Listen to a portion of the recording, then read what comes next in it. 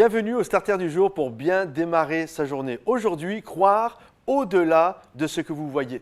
J'aime beaucoup cette citation de Miles Monroe qui dit que le pire ennemi de la vision, c'est la vue. Parfois, Dieu nous donne une parole, mais lorsque nous considérons littéralement ce que nous voyons de nos propres yeux, on se dit, mais non, c'est impossible. J'aimerais vraiment vous encourager au-delà des complications, au-delà de ce que vous voyez, gardez foi, croyez que Dieu est capable d'agir. Lorsque Moïse s'est retrouvé devant le pays promis, la Bible nous dit qu'il envoya 12 hommes pour faire un constat du pays. Et là, lorsque les 12 hommes sont rentrés dans ce pays pour espionner, ils vont revenir. Et lorsque Moïse va demander, alors dites-moi, qu'est-ce que vous avez vu? En fait, le groupe va se diviser en deux. Il va y avoir un groupe de 10 et un groupe de 2, Josué et Caleb. Et dans le groupe de 10, le premier va faire un rapport extrêmement pessimiste. Ils vont dire, les hommes que nous avons vus sont des géants de la race d'Anak, nous étions à leurs yeux comme des sauterelles, c'est un pays qui dévore ses habitants. Bref, quand tu regardes le rapport que ces hommes font, c'est un rapport finalement qui est terrible, qui est limite angoissant.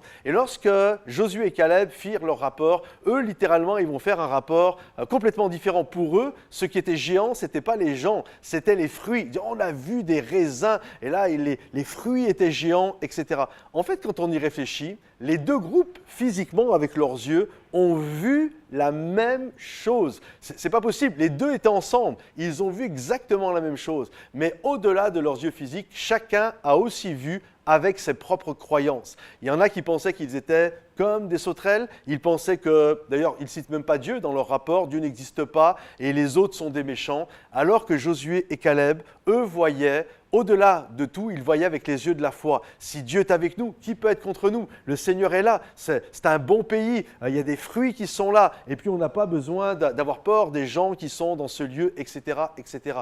En tout cas, ils ont vu la même chose et ils n'ont pas vu la même chose. Parce qu'il y a une réalité, on ne voit pas avec nos yeux physiques, on voit avec les yeux de nos croyances, de notre foi.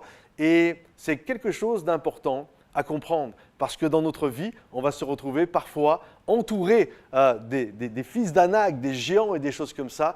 Mais si nous croyons que ça, c'est plus grand que Dieu, qu'ils sont plus grands que Dieu, alors ça va être compliqué de vivre ce que Dieu a prévu pour nous. Mais si nous réalisons que notre Dieu est plus grand, si nous réalisons que le fruit de Dieu est plus grand que les complications, si nous réalisons que notre Dieu marche avec nous, qui sera contre nous, il est celui qui marche à nos côtés, il est l'ombre de notre main droite, il est celui qui garde notre départ et notre arrivée, alors tout change. Mes amis, au-delà de nos yeux, il y a un appel à voir avec les yeux de la foi. Alors, quels que soient vos combats, quelles que soient les difficultés, quelles que soient peut-être les impossibilités qui se dressent autour de vous, je vous encourage non pas à les voir avec vos yeux physiques, mais à prier et à les voir comment Dieu les voit, à les voir à travers les yeux de la foi. Que Dieu vous bénisse et à bientôt les amis. Bye bye.